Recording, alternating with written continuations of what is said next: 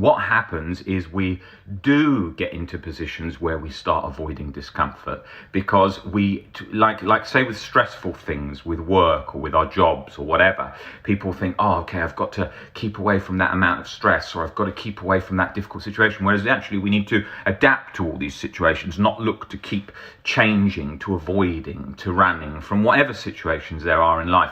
So that is so important. So I think that's key to remember in relation to OCD. You set up these situations where you're very, very scared of an old feeling. So you're doing everything to escape that old feeling, to escape that old sensation. So when you're getting caught with a new thought, you quickly remember, oh my God, how bad I felt. It's not so much in that moment, that content of the thought, it's primarily, oh my God, I remember how scared I was back then in the past. I really don't want to get like that. That was terrible. That was the worst thing ever. And then doing everything to escape that and to move away. And so that's what happens. So you need to be aware of that and think, okay, allow this discomfort in. Before I reacted, an exaggerated over the top reaction, now I'm going to welcome it in. So we're changing our relationship with that past memory of the anxiety. We're just basically changing our relationship in the now, that, hey, it's not as scary as we originally thought it was. When we actually put ourselves around it, it's not as frightening as it originally was. And then we're facing that, we're putting ourselves around it bit by bit, more and more, and it's reducing, reducing, and reducing. And that's so key, because otherwise people are trying constantly to escape it, or I've got to look to quickly escape it. Now, that doesn't, as you've probably been following this account for a while, so you'll know what I write about. That obviously doesn't release often chronic guilt, chronic anxiety, because we're often scared of something, very scared of something, some event, something, being a bad person, a disease, whatever, all kinds of other elements. However, that initial fast fear cycle that starts off like a catalyst before we're even aware of it, because these things are very subtle.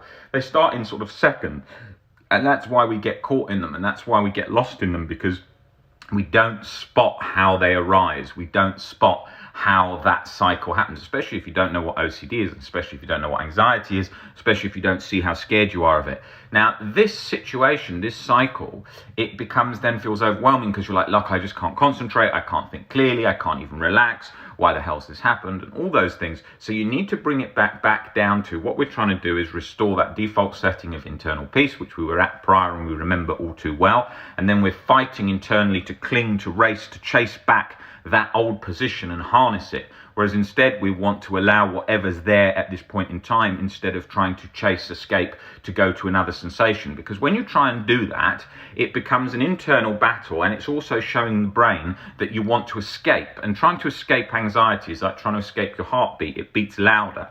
So what we need to do is get comfortable with whatever sensation is there. Now, I know this is heard a lot, and I know people talk about this a lot, but actually what happens is people don't observe that enough. They're aware of it, but they don't think about why. So it's the same as anything. It's like when someone's doing exposure, and I'm working with someone, helping them see that something isn't scary, often they're not given enough insight into why they're doing something. So they panic. Oh my God, why am I doing this? So they need to have an understanding. And that's the same with the sensation.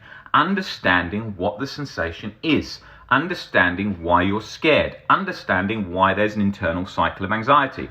And having that insight into it helps break it down. Far too often, especially in my own journey, people are given sort of this, do this, do this, do this, without an insight into why it's being done and what it's trying to achieve. And when you look at why it's being done and what it's trying to achieve, specifically looking at those elements, then the person has an understanding that their brain isn't broken and it's reacting in the way it is because of the way it's being used and the way we're experiencing it through that current belief system.